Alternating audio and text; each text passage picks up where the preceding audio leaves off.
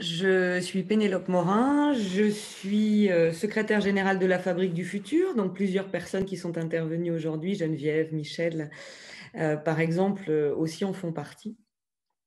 Et je suis ici grâce à Jérémy qui a souhaité m'inviter, ainsi qu'Alexandre Roger, puisque nous avons ensemble écrit à distance un ouvrage qui s'appelle Vers la société du sens, dans lequel je suis assez contente de retrouver pas mal de sujets finalement qui ont été abordés lors de du début de cette conférence.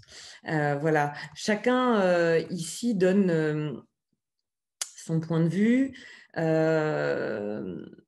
est assez apparemment inquiet par rapport à tout ce qui se passe autour de nous. Les informations qui ont été données par Yves, que je ne connais pas, mais qui sont des statistiques, des données qui analysent finalement la situation actuelle, euh, peuvent être aussi vues d'une manière euh, encourageante. Je m'explique. Nous sommes dans une phase de transformation, les uns et les autres. Cette transformation, avec Alexandre Roger, nous l'avons exprimée dans notre ouvrage de façon à ce que on se rende compte que la transformation a d'abord lieu à l'intérieur de nous.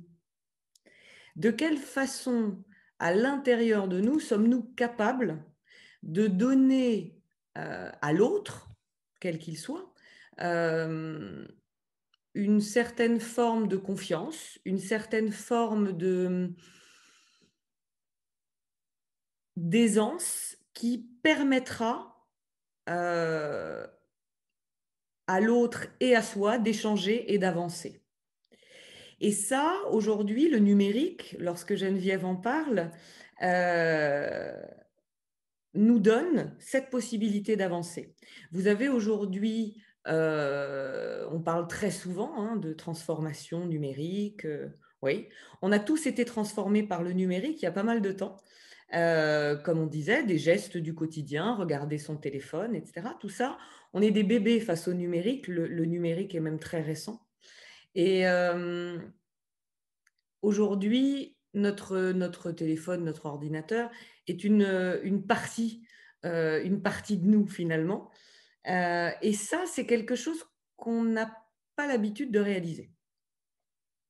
Alors aujourd'hui, bon, avec le pass sanitaire, on se rend compte quand même que c'est aussi une partie de nous. Et cette partie de nous, c'est peut-être cette partie-là qui peut nous permettre d'exercer une certaine forme d'influence et de prouver que nous avons, malgré toutes les transformations et malgré toutes les peurs que l'on peut avoir, la capacité à démontrer une certaine forme d'énergie vitale.